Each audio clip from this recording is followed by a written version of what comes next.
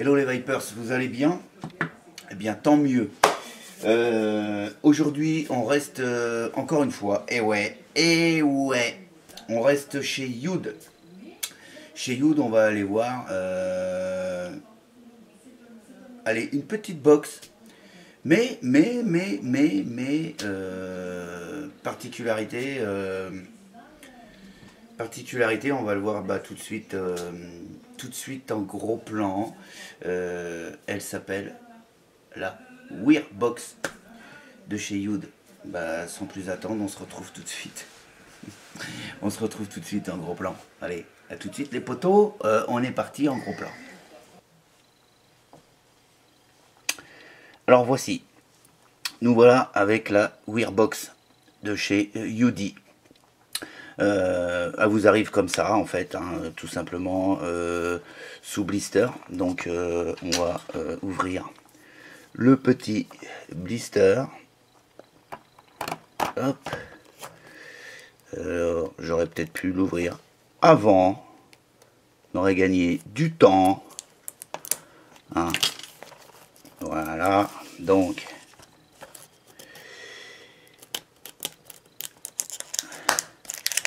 Hop, hop, bien pratique ces petites boîtes, à mon avis pour les gros utilisateurs de reconstructibles, ça peut être sympa.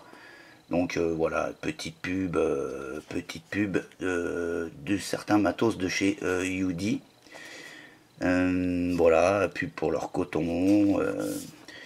Et puis ce qui nous intéresse, en fait, c'est ce qu'il y a à l'intérieur de cette boîte, hein, c'est-à-dire donc du fil résistif qui va vous servir donc pour vos reconstructibles. On a du 26 gauge en A1. Alors pour la petite histoire, 26 gauge ça équivaut à du 0,40, hein, donc 0,40 en A1 standard, 0,40 en nichrome standard, 0,40 en ENI 200. Donc ça, nichrome, ENI 200, stainless steel, inox, donc pour le contrôle de température.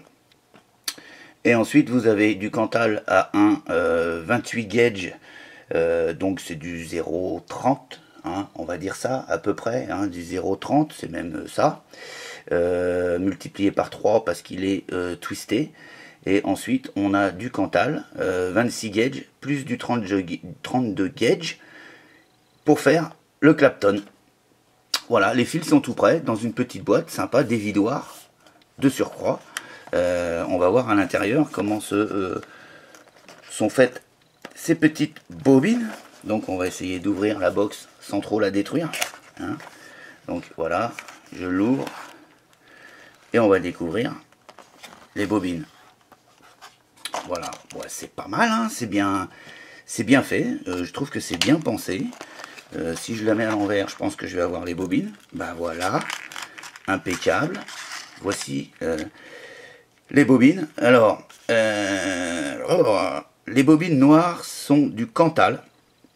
D'accord, hein, bon, quand c'est à l'intérieur de la boîte, on va pas s'y intéresser, mais à l'extérieur de la boîte, on va s'y intéresser. Les bobines noires, voilà, hein, donc sont en Cantal. Donc là on a le Clapton. Alors je vais essayer de vous faire un gros plan pour voir un petit peu la tronche du Clapton. Le Clapton de chez Youdi. Je vous promets pas. Bon, ça va, ça a l'air propre. Ça a l'air tout à fait correct. Ça m'a l'air tout à fait correct. Donc le Clapton. Donc je vais le ressortir. Ensuite on a le twist, le twisté, hein, en 28 gauge en 3 brins. Donc pareil, hein, bah, ça m'a l'air somme toute relativement bonne qualité, de bonne qualité. Voilà. Histoire de voir un petit peu les bouts. On voit pas grand chose, hein. Voilà, non mais ça a l'air pas mal. Franchement, ça a l'air pas mal. À voir à l'utilisation, hein. Mais ça a l'air pas mal. Ensuite, on a le stainless steel. Donc là, on est sur du fil normal, quoi, en fait, hein. Donc pour le contrôle de température. Ensuite, on a le NI 200 en contrôle de température, toujours. On a le nichrome.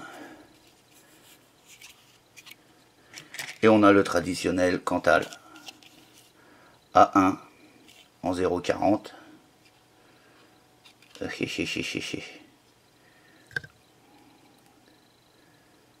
Voilà. Petite boîte qui m'a l'air franchement fort sympathique. Alors on va essayer de remettre dans l'ordre de la boîte, tant qu'à faire. Voilà, hein. Ensuite il suffit simplement de sortir les bouts, de les faire passer dans les trous de la box, hein, ce que je vais faire, mais je vais le faire hors cam parce que ça risque de prendre peut-être un peu de temps. Alors, je vous le fais sur une bobine. Allez, je vais vous le faire sur une bobine. Et puis je ferai les autres après, d'accord? Ok.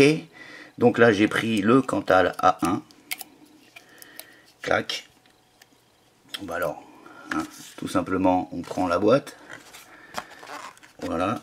On vient la mettre. Donc je sais pas, c'est pas facile de vous faire voir en même temps, mais c'est tout simple en fait, hein. Oups, c'est presque tout simple. Avant que ça se barre dans tous les sens. Donc, on vient mettre ça dans la petite boîte. Et on vient poser la bobine ici. Alors ensuite, il suffit de refaire une petite courbure comme ceci sur l'extérieur de la boîte pour pas que ça se déroule dans tous les sens. Une fois que la bobine elle est posée, elle se déroule mais gentiment. Hein, il n'y a pas plus de problème que ça.